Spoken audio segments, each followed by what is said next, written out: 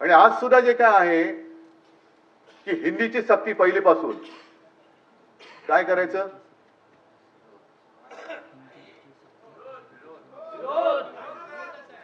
आम्ही प्रेमाने सगळं ऐकू, पण सक्ती कराल तर तुमच्या सकट उखडून फेकू. एक तर शिवसेनेने सुरू केलेलं आहे, जे अमराठी आहेत, मुंबईमध्ये राहत आहेत, वर्षानुवर्ष राहत आहेत, पिढ्यानपिढ्या राहत आहेत, त्यांना चला मराठी शिकूया, त्याला प्रतिसाद मिळतोय. अनेक उत्तर भारतीय त्या आपल्या क्लासेसला येत आहेत, अनेक उत्तर भारतीय येत आहेत. आणि ते बघितल्यानंतर त्यांच्या पोटात गोळा आला, चला हिंदीची सक्ती करूया. कशासाठी सक्ती पाहिजे? पहिलं महाराष्ट्रामध्ये सुभाष देसाई मंत्री होते, मी मुख्यमंत्री होतो. मला अभिमान आहे की महाराष्ट्रामध्ये मराठी भाषा ही सक्तीची करण्याचा निर्णय हा माझ्या नेतृत्वाखालच्या सरकारने घेतलेला आहे. पहिलीपासून जो महाराष्ट्रामध्ये राहील त्याला मराठी आलीच पाहिजे, ही सक्ती असलीच पाहिजे. मग हिंदीची तुम्ही सक्ती जर करत असाल, होऊ देणार नाही हा भाग वेगळा आहे.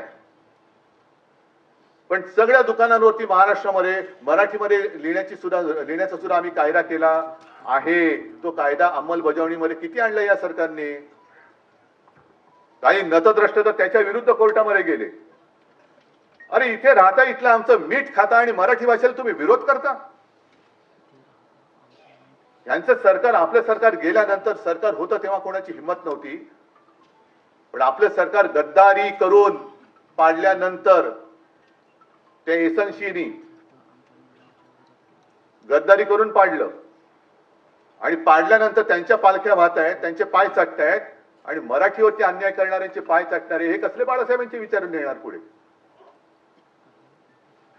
पण ह्यांचं सरकार आल्यानंतर म्हणजे मी तर कदाचित असं म्हटलं तर वावगं ठरणार नाही की महाराष्ट्राच्या मारेकऱ्यांची सुपारी घेणार हे सरकार आहे का?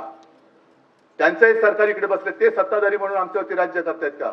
महाराष्ट्राचे आणि मराठीचे मारेकरी, त्यांची सुपारी घेतलेले हे सत्ताधारी महाराष्ट्राला दुर्दैवाने लाभलेत का? पण यांचं सरकार आल्यानंतर मराठी नहीं आती, मराठी लोग गंदे हैं, वो नॉनव्हेज खाते हैं. मग मी सुद्धा आजपासून सांगतोय की जसं आपण ते म्हटलं होतं ना, इस देश में रहना होगा तो वंदे मातरम कहना होगा, तसं इस राज्य में रहना होगा तो जय महाराष्ट्र बोलना ही होगा.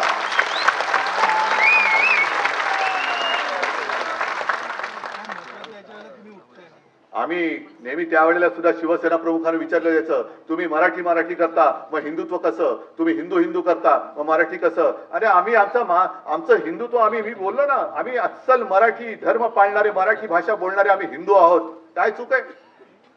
काय मग दुसरा हिंदू तरी असतो कसा? आणि यांना हिंदीची सक्ती जर का करायची असेल, होऊ देणार नाही. परत सांगतोय तर फडणवीसांना सांगतोय, तुमचे मध्ये जे वरचे खाली आले होते ना, कोण जोशी का कोण, हा मध्ये माशी शिंकण्यासारखे शिंकून गेले, जोशी का माशी, ते जिथे बोलले त्या घाटकोपर मध्ये पहिल्यांदा मराठी सक्तीची करून दाखवा. जा, घाटकोपर मध्ये मराठी आलंच पाहिजे आणि मग आम्ही हिंदीचं काय असेल ते आम्ही बघून घेतो. पण मुंबई में वो मराठी येण्याच पाहिजे ऐसा कोई है ही नहीं. तुमको आलं येतं का नाही आता हे असेच ही माणसं, ह्यांच्याकडनं आम्ही मराठीचा घात आमच्या डोळ्यात एकच होता आणि तो आम्ही बघत बसायचं. पहिले सांगा ना, घाटकोपरची भाषा सुद्धा मराठीच आहे, तिकडे मराठी सक्तीची करा. प्रत्येक माणूस तिथला मराठीमध्ये बोलणारा मला दाखवा. आणि जी लोक मराठीचा दुश्वास करतात, आम्ही कोणाचा दुश्वास करत नाही, उलट त्यांना आम्ही आपल्याचं करायला बघतोय. मराठी बोला, या आमच्या बरोबर बसा. मी बोलतो ना, अनेक जण मराठीमध्ये बोलतात. शिवसैनिक आहेत काही, मग त्याच्यामध्ये उत्तर भारतीय आहेत काही, गुजराती आहेत काही, मुस्लिम तर आलेच आहेत आता आपल्यासोबत. पण आम्ही एका बाजूने हे धोरण स्वीकारताना तुम्ही काड्या कशाला घालताय, आगी कशाला लावताय? कर्नाटकामध्ये कधी ह्यांचं कधी त्यांचं, कोणाचंही सरकार असलं तरी बेळगाव खारवा तिकडे मराठीवरती अन्याय करणारी सगळी अवलाद तिकडची ही आम्हाला आमच्याकडे हिंदीची सक्ती करते. तामिळनाडूमध्ये स्टालिन बसले, तिकडे जाऊन बोलून तर दाखवा हिंदी मधला, ही बघा बोलून बघा. पण आम्ही प्रेमाने सगळ्यांना आपलंसं करतोय. काय हिंदीचं आणि आमचं काही वैर नाहीये. सगळेजण हिंदी बोलतातच, मराठी पण बोलतात, पण जबरदस्ती कशाला करताय तुम्ही?